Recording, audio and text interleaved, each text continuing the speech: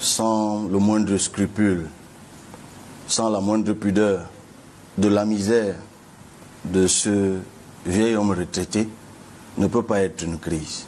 Vous ne dites plus Papa Kona? Ce que nous vivons au PCRN est le miroir d'une autre crise, celle des institutions. Ce qu'il faut voir dans ce qui arrive au PCRN, ce n'est pas des déclarations fantaisistes de 2 ou 3 individus opportunistes autour d'un père qui aura bientôt 80 ans. C'est le pourrissement, le flétrissement, la dégradation de l'image de l'État par la mainmise au sein d'une organisation partisane de tout un ministère.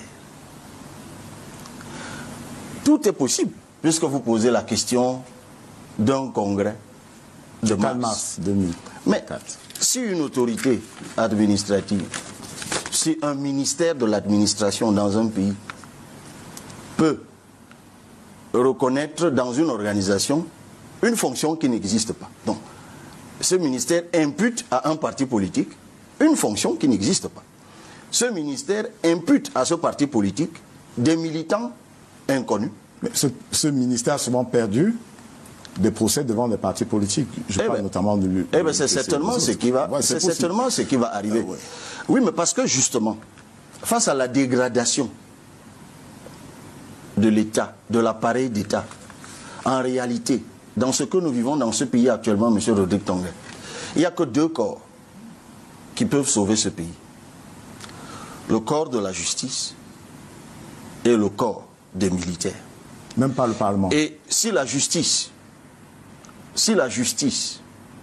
même ne fait pas son travail, si la justice n'assume pas ses responsabilités, même pas le Parlement, il reviendra peut-être, hélas, en dernier ressort, aux militaires de le faire. J'insiste là-dessus parce que des agissements comme ceux-là visent tout autre chose. Mais je vais vous dire, Monsieur Tongue, de vous à moi, à qui profite le crime qui est en train d'être perpétré?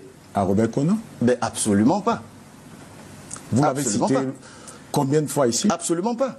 Mais je le plains en réalité. C'est un papa à l'égard de qui je suis reconnaissant, comme je le suis à l'égard du cofondateur, nous l'avons dit tout à l'heure, M. Massardine Albert Fleury. C'est un monsieur qui, de toute façon, a été à l'œuvre pour nous permettre d'avancer. Et il faut le reconnaître. Même si le parti n'avait que 6 militants, aujourd'hui il en a 30 000.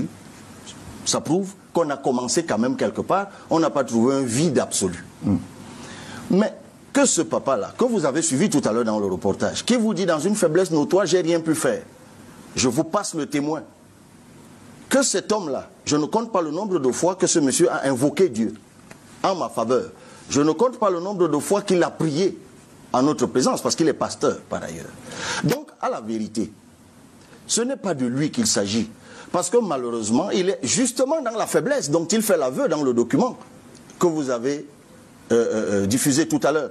Et que le groupuscule d'inhumains qu'il y a autour de lui a trouvé un autre gang dans le gouvernement pour exploiter sa faiblesse. Est-ce que c'est ce groupuscule qui le conduit dans le cabinet du sous-préfet de Kribi 2e? Vous dites? Est-ce que c'est ce groupuscule qui le conduit dans le cabinet du sous-préfet de Kribi 2e et lui demande d'agiter la question de la menace sur l'ordre public qui a certainement poussé le sous-préfet à rapporter sa décision? Parce que Robert Kona y allait lui-même. Il n'a pas été contraint. Vous le savez au moins? Alors, vous savez qu'il a été accompagné. J'ai posé une question tout à l'heure à qui profite le crime, je vais y revenir. Vous savez, lorsque M. Kona Robert est arrivé à Yaoundé, là, tout ce dont on parle, c'était par mes bons soins. Oui. Du départ. Pas un souci d'apaisement, il nous l'a dit. Du départ jusqu'à son accueil à Yaoundé, jusqu'à son hébergement, je ne veux pas rentrer, pour moi c'est indécent de rentrer dans tous ces détails. L'équipe de médiation et de dialogue qui a été mise en place par la réunion du bureau politique du 2 décembre, est allé à sa rencontre, composé notamment d'élus parlementaires, d'élus communaux, 2 maires d'ailleurs, M. Batoum, le docteur Batoum de Masok-Sonlolo et le docteur Lombat de Nkonjok. C'est Honorable Ndjip qui en était le président de la commission de médiation du dialogue, des secrétaires nationaux et autres, je pense à Christian Ndjok Congo. Ils sont allés le voir. Ils sont tombés d'accord. Je ne parle même pas des autres membres du bureau politique, M. Niek, M. Pasteur Bovolo. Ils sont tombés d'accord sur une sortie de crise. Sauf qu'il leur a dit, vers 2 h du matin, je dois quand même vous dire que j'ai reçu le coup de fil du MINAT et on a rendez-vous demain. Vous allez le prouver, cette réunion... Vous le prouverez certainement. Je peux finir. Oui. Cette réunion a lieu un lundi et ils sont censés finaliser tout cela par communiqué le lendemain. Curieusement, dès qu'il est... Et d'ailleurs, nous l'avons accompagné, vous me demandez si je peux prouver cela. Si vous voulez, je vous donne même le numéro d'immatriculation de la voiture qu'il a accompagné au MINAT. Parce que de toute façon, il nous a dit qu'il a été appelé par le MINAT et qu'il ne sait pas exactement ce qu'on veut lui dire. Je vous précise d'ailleurs qu'à ce moment-là... Le MINAT pris pour ministère de l'administration territoriale ou pour oui, ministère. Parce que le ministre n'est pas là. Non, il faut bien... Ce lundi-là. On veut bien clarifier. C'est le ministère, pas le ministre. Oui. Voilà. Le ministre même n'est pas là, ce lundi-là. Il est encore à Dubaï dans le cadre de la COP 28. Donc il y va. Nous le déposons, il y va. Et lorsqu'il sort d'ailleurs de cette réunion, il nous appelle. Il nous dit, enfin quand je dis nous, il appelle les membres de la commission de dialogue et de médiation. Il leur dit, je vais me reposer et puis on se retrouve le soir pour finaliser l'échange d'hier. Curieusement, autour de 18h, 19h, il les rappelle. Il leur dit, mais non, on ne peut pas se voir, je suis rappelé d'urgence au ministère. Et là, on me dit que je vais avoir une réunion téléphonique avec le ministre lui-même. Ben, il y va. Il dit, ok. Quand il sort de cette réunion, silence radio. Il ne prend plus de téléphone, il déménage. Et savez-vous quand on l'aperçoit à nouveau? Non. À Kribi, à bord d'un Prado blanc rutilant. Lui dont les affidés se moquent de la misère et qui fait une intervention volontaire dans l'affaire dont on parlait tout à l'heure au tribunal de Il n'est pas le seul Kribi. à rouler en Prado, Cabral. Ben non. Ben non. On se comprend. Ben non, je ne l'ai pas dit. Voilà. Mais je peux quand même vous dire comment il a... Est-ce que tout le monde qui roule en Prado doit être soupçonné d'avoir... Mais absolument pas. Voilà. Attendez juste un peu. Il va donc faire une intervention volontaire à Kribi et, curieusement, il a le même avocat que Madame le sous-préfet. Bon, vous me direz aussi que c'est une coïncidence. Je vous le concède. Qu'ils veulent. Ben, bien sûr, je vous le concède. Il a subitement les moyens aussi de s'octroyer des avocats, mais il en a le droit, enfin, et même les moyens sans doute. Mais ça, c'est pas le sujet. Et puis il disparaît de la circulation pendant 3-4 jours. Et puis il va renouer contact, justement, 4 jours après. Et c'est là qu'on va tenir la réunion où je vais moi-même. Dimanche d'il y a 9 jours.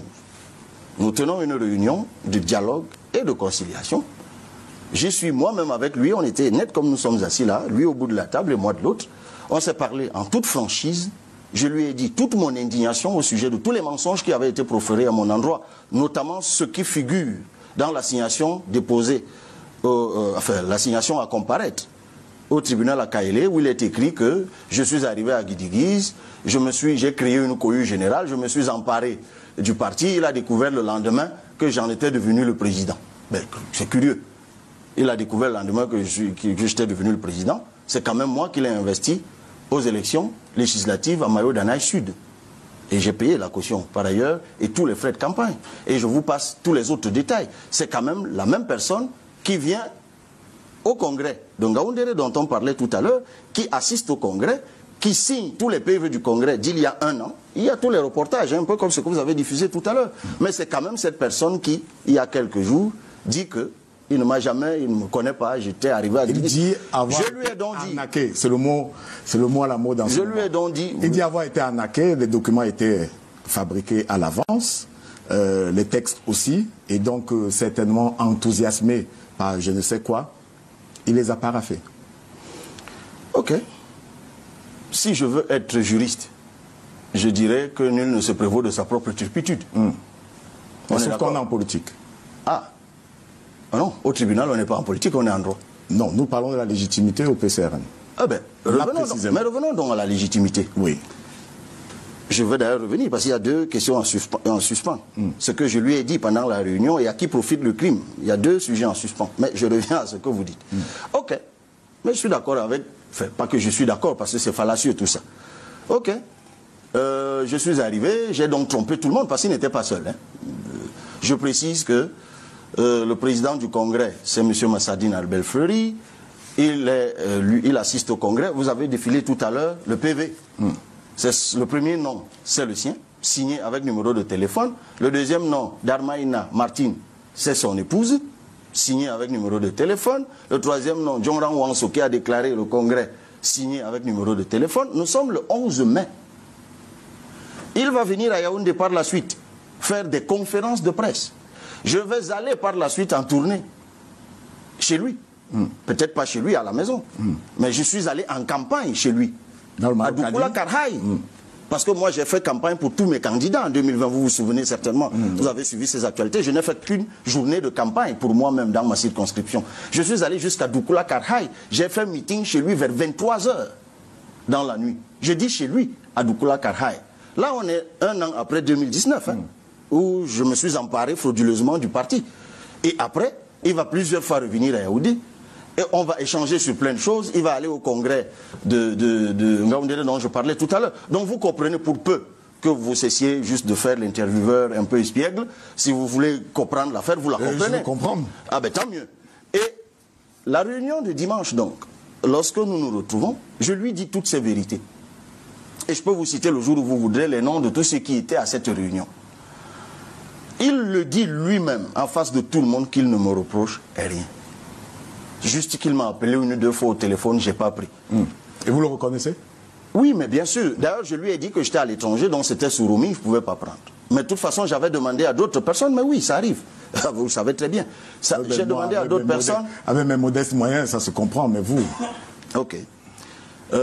C'est comme ça la vie. Hein. Il y en a qui sont modestes et d'autres qui ne le sont pas. N'est-ce pas? Donc, c'était pour détendre l'atmosphère. Donc, c'est pas à moi qu'on va faire le procès de la modestie. Donc, à cette réunion, justement, nous tombons une fois de plus d'accord, Monsieur Rodrigue Tongue. Après 7 heures de réunion, nous tombons d'accord. Je veux même dire des choses un peu indécentes. Parce que c'est après 5 heures de réunion que l'un de ses proches prend la parole et nous fait la description de sa réelle précarité dans son village. Et j'avoue que quand je suis ce récit, je me dis, ah tiens, si ce qu'on est en train de dire de ce papa est vrai, il est de mon point de vue logique que si le parti qu'il nous a donné rayonne, il faut quand même que ce rayonnement, il le partage. Ça c'est sous réserve de toutes les commodités que nous avons toujours prises à son endroit. Bon, je préfère que vous vous référiez. Par dignité, on ne reviendra pas dessus. Oui, mais je préfère, d'ailleurs, il y a un récit qui a été fait par le cofondateur. Je préfère que comme eux, ils sont de la même génération, c'est plus crédible et c'est moins indécent quand lui-même il en parle. Mais ce jour-là, quand même, je dis, en tant que président national, puisque sur le coup, d'ailleurs, il reconnaît que je suis le président national. C'est d'ailleurs depuis ce jour qu'il a cessé lui-même de se faire appeler président national. Il a commencé à se faire appeler président fondateur. Il dit, et on fait une évaluation de ce qu'on peut faire en urgence. Monsieur Tongue, ce jour-là. Et on arrive à un montant de 5 millions. Pour ce qui peut être fait en urgence, c'est-à-dire dès le lendemain. Et sur le coup, j'ai dit, en preuve de bonne foi, j'ai encore dans mon sac là, dans la voiture, mes frais de cession. Je vais dans mon véhicule et en guise de bonne foi, je pose le 5e du montant sur la table. 1 million. Les gens applaudissent même. On lui dit, bon, maintenant qu'on est sorti, on a trouvé une issue à la crise, il faut qu'on fasse une déclaration, parce que comme c'est vous qui avez fait interdire le Congrès, ben c'est encore à vous de dire à l'autorité administrative que nous sommes à l'apaisement. Après tout, nous sommes un parti de réconciliation. Il faut bien que nous assumions cela. Ce n'est pas par hasard que ça figure dans la dénomination de notre parti. Mais savez-vous, coup de théâtre. Un de ses fils qui était assis là dit, ah, vous savez, on a une dernière réunion avec le MINAT demain. Et on ne fera cette déclaration. Est-ce que c'est Cabral? Est-ce que je peux finir? Non, non, c'est juste quelque temps encore. Non, mais... C'est juste quelque temps encore. Et nous sommes tous ébahis qu'une fois encore le MINAT apparaît et la réunion prend fin. Et savez-vous ce qu'on découvre le lendemain après cette réunion? C'est un communiqué de M. Kona-Robert qui met fin à tout dialogue. Honorable Cabral-Libby, est-ce que vous diabolisez les rencontres avec le MINAT? Ben non. Ben non. Parce que vous insistez tellement à nous rappeler qu'il a été en réunion au MINAT, il a été en réunion avec le MINAT, que nous venons à nous demander si vous, personnellement, diabolisez les rencontres avec le MINAT. Alors, si vous me dites que depuis 1 heure que nous sommes assis là, je ne fais que dire comme quelqu'un sous hypnose, réunion MINAT, réunion MINAT. Je ne l'ai jamais dit, et les téléspectateurs se rendent compte que je ne l'ai jamais dit. Je suis en train de faire la narration. Parce que dans l'entourage de Robert Kona, justement, le choix pour vous de prendre la tête du PCRN, c'était un conseil du MINAT. Ah bon? Déclaration pour déclaration. Ben, je vous le concède. Vous voyez, à la différence de vous, ben, ça vous engage, ça engage ceux qui le disent. Oui. Et vous voyez très bien que n'ayant pas été consulté, je n'en sais strictement rien. Mais en revanche, ça me donne l'occasion... Vous pouvez démentir ce qui se dit? Non, mais je ne peux pas démentir lorsque je n'ai pas la preuve du contraire. Vous vous dites que c'est son entourage qui dit que c'est sur le conseil du MINAT. Mais maintenant, moi, je vais vous dire, parce que lorsque moi je vous dis ce que je vous rapporte, pendant que vous vouliez créer les citoyens, est-ce que vous avez rencontré le MINAT? Ok, ben c'est ce que je voulais vous dire. Je voulais juste préciser avant de vous faire cette narration que chaque fois que moi je vous rapporte les propos tenus par le père fondateur, vous semblez instinctivement les remettre en cause. Vous voyez que ce n'est pas ce que moi je fais. Parce qu'il faut toujours vérifier. C'est à vous le journaliste, ce n'est pas à vous que je vais apprendre qu'on recoupe. Maintenant, voici ce qui se passe pour que j'arrive au PCRN. C'est aussi une chose... Bon, je l'ai expliqué, pour l'histoire, c'est intéressant. Je l'ai expliqué maintes fois.